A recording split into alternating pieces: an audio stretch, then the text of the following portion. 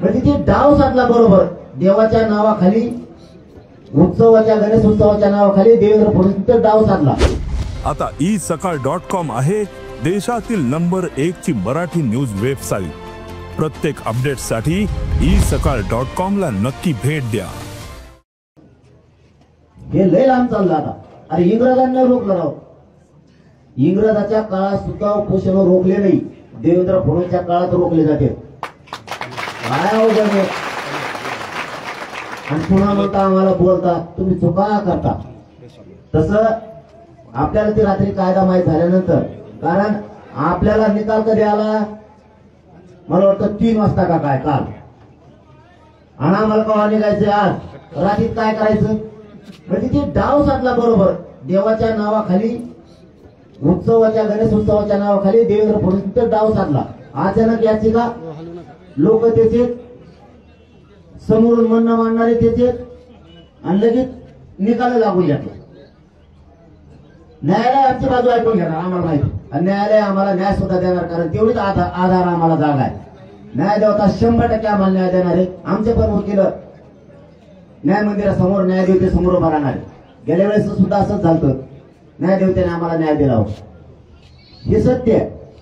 त्याच्यामुळे यांनी अचानक एक गोळ केला, ही मराठ्याला माहितच नाही काय झालं. आपण एक परवानगी ठेवली नव्हती, म्हणजे आपण रितसर अर्ज द्यायची. पण त्यांनी ते नवीन कायदा काढला आणि त्याच्या अंतर्गत केलं. त्याचं ऑफिस सुद्धा सापडा नव्हतं. त्या नवीन कायद्याचं जे काय असेल ना, ते डिपार्टमेंटच पुढे मिळाला का ना.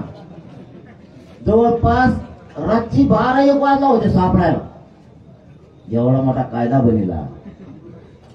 त्याचं काहीतरी सांगायचं, याच्याकडे जा, त्याच्याकडे जा, किंवा कुठे नुसते त्याला अर्ज सादर करा. त्याला कोणाला, तुकारामला करतो का, एकनाथला करतो का, करतो कोणाला, त्याला काहीच नाही. हे खोटं नाही. मग ते रात्री 1-2 वाजता सापडलं. ही सत्य परिस्थिती. कारण मान्य न्यायालयाने सांगितलं, तुम्ही तिथं अर्ज करा आणि परवानगी द्यायची का नाही.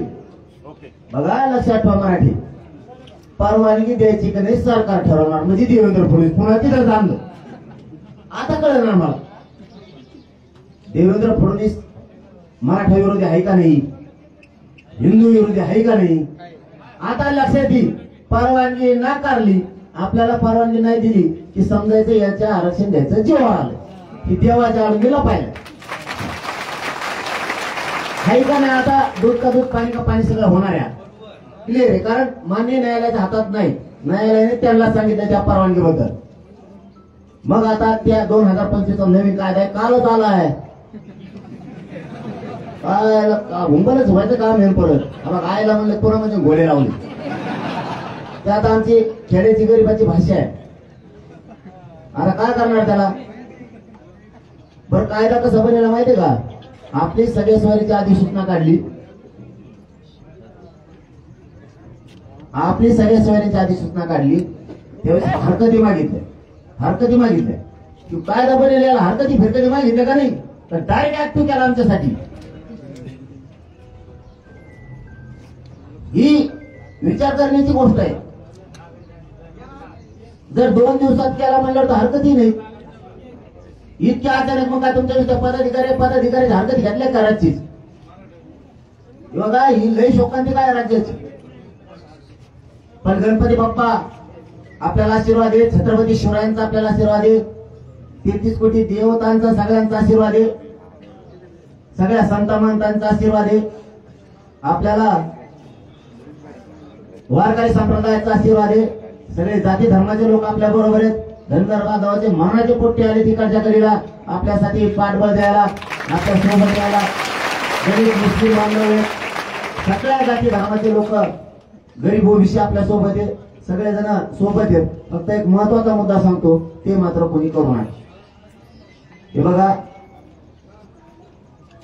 परवानगी येत असती, जात असती, आपण हटत नाही. तुम्ही काल एका मुलानं आपल्या आत्महत्या केली, ते करू नका.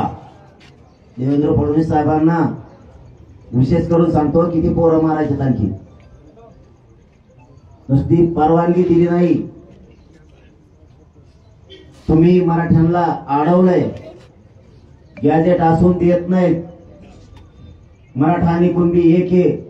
58 लाख पुरावे असून सुद्धा तुम्ही कायदा पारित करीत नाहीत, जी आर काढीत नाहीत. म्हणून काल एका पोरानं, आमच्या बांधवानं त्या भयानं लातूरमध्ये आत्महत्येचा प्रयत्न केलाय. महाराष्ट्रातील सर्व बातम्यांचे विश्वासार्ह व्यासपीठ. सकाळच्या सर्व सोशल मीडिया प्लॅटफॉर्मला लाईक, फॉलो आणि सबस्क्राईब करा. तसंच सर्व नोटिफिकेशनसाठी बेल आयकॉन प्रेस करायला विसरू नका.